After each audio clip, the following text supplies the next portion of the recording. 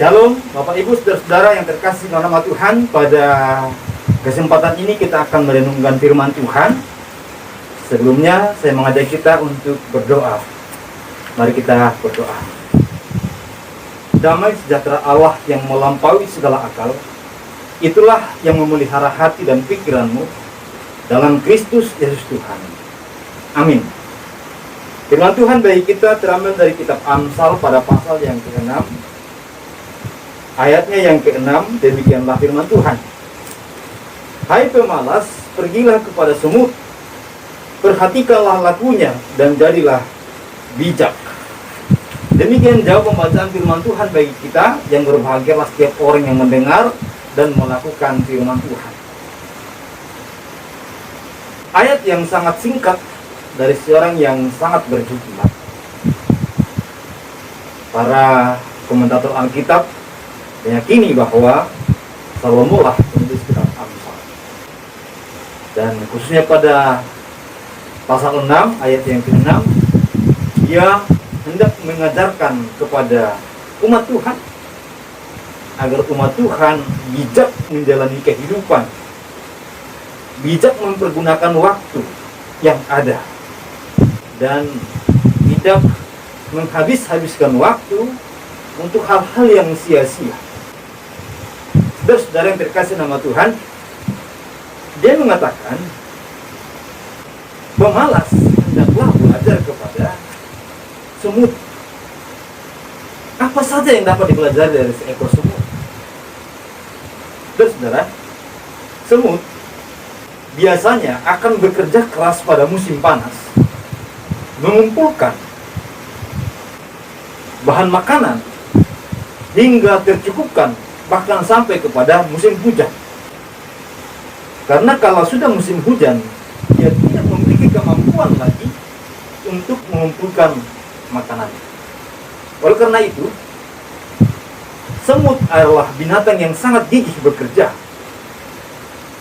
Maka ketika Salomo berkata, belajarlah kepada semut, maka pergunakanlah waktu sebaik mungkin, berjuang sebaik mungkin untuk melakukan aktivitas-aktivitas yang bermanfaat, aktivitas-aktivitas yang berguna, bahkan juga untuk kebutuhan hidup kita. Bukan membiarkan waktu terbuang dengan sia-sia. Semut juga adalah binatang yang tidak kenal menyerah. Dia tidak menunggu satu rintangan berlalu dengan sendirinya, tapi dia akan berupaya untuk melewati setiap rintangan yang ada. Jika ada mungkin jalan yang tidak cocok untuk mereka jalani, mungkin bergelombang atau mungkin sulit dilalui, mereka akan mencari cara. Mereka tidak menunggu sampai selesai masalah, tapi mereka menyelesaikan. Saudara terkasih nama Tuhan, kemudian juga kita sering mendengarkan kata-kata kiasan tentang semut yang dikatakan begini, ada gula, ada semut.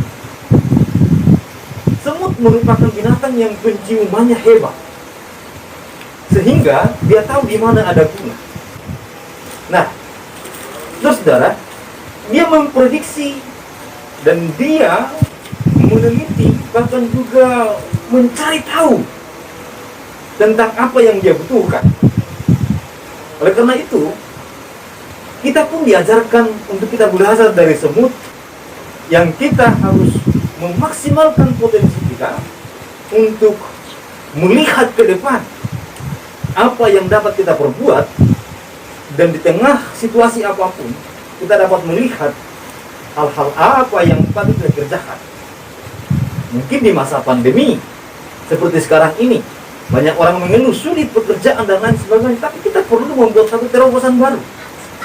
Bukan berdiam diri, tapi kita perlu membuat satu terobosan baru. Itu kalau kita benar belajar dari semut, yang dimana dia selalu mencari cara untuk mengatasi kesulitan yang ada. Dia penciumannya dipergunakan untuk mendapatkan suatu solusi, mendapatkan gula. Ada gula, ada semut. Kemudian, semut juga adalah binatang yang suka berkumpul. Ada komunitasnya. Manusia adalah makhluk yang sosial, yang diharapkan sebagai makhluk yang memiliki komunitas. Komunitas dalamnya yang saling membantu. Dulu guru saya waktu SMP sering bercerita, dikatakan lihatlah semut. Kalau bertemu antara semut yang satu dengan semut yang lain, paling tidak kaki kanannya akan diangkat katanya. Apakah benar dia sudah pernah melihat semut saling melambaikan tangan, melambaikan kaki atau belum, saya tidak tahu. Tetapi yang dia hendak masukkan kepada kami murid-muridnya pada waktu itu adalah bahwa semut adalah binatang yang sangat respect dengan saudara-saudaranya atau teman-temannya. Semut adalah binatang yang sangat mengasihi suatu komunitasnya. Makanya mereka berjalan selalu berkelompok dan suka berbaris rapi. Tidak saling mendahului, tetapi mereka berjalan dengan rapi, berjejer. Saudara yang terkasih nama Tuhan, harusnya kita pun demikian. Kita membangun komunitas bukan untuk saling menciderai, tapi saling untuk mendukung. Komunitas untuk saling membantu, saling menguatkan satu dengan yang lain. Disiplin ada di dalamnya. Dan yang kedua, ada satu respek, ada suatu sukacita, kebersamaan di dalamnya. Tapi banyak kali akhir-akhir ini, komunitas-komunitas itu justru di dalamnya ada pertikaian, ada perselisihan. Saudara, itu tidak patut kita ikuti. Apalagi komunitas keluarga, suami, istri, anak-anak, kakak beradik.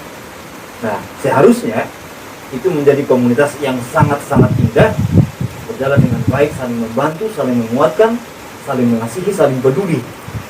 Nah, saudara terkasih nama Tuhan, dikatakan, hai pemalas, belajarlah kepada semut, supaya jadilah bijak.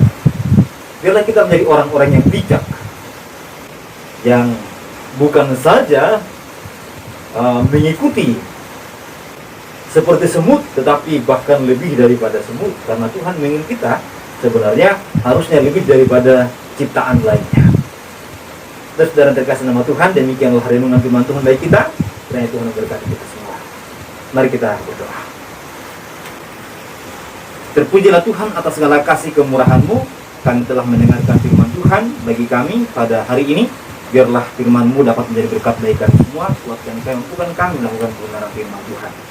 Bagi saudara kami yang lemah, biarlah Engkau menguatkan mereka. Yang susah Engkau hiburkan, yang berkekurangan Tuhan beri kekuatan. Biarlah kasih sayang Tuhan, pertolongan Tuhan nyata bagi kami sepanjang hari ini. Saudara yang terkasih nama Tuhan, terimalah. Kiranya kasih karunia dan damai sejahtera dari Allah Bapa dan Tuhan kita Yesus Kristus dengan perantaraan Allah Roh Kudus itulah yang menyertai berkati kita hari ini sampai selama-lamanya. Amin. Amin.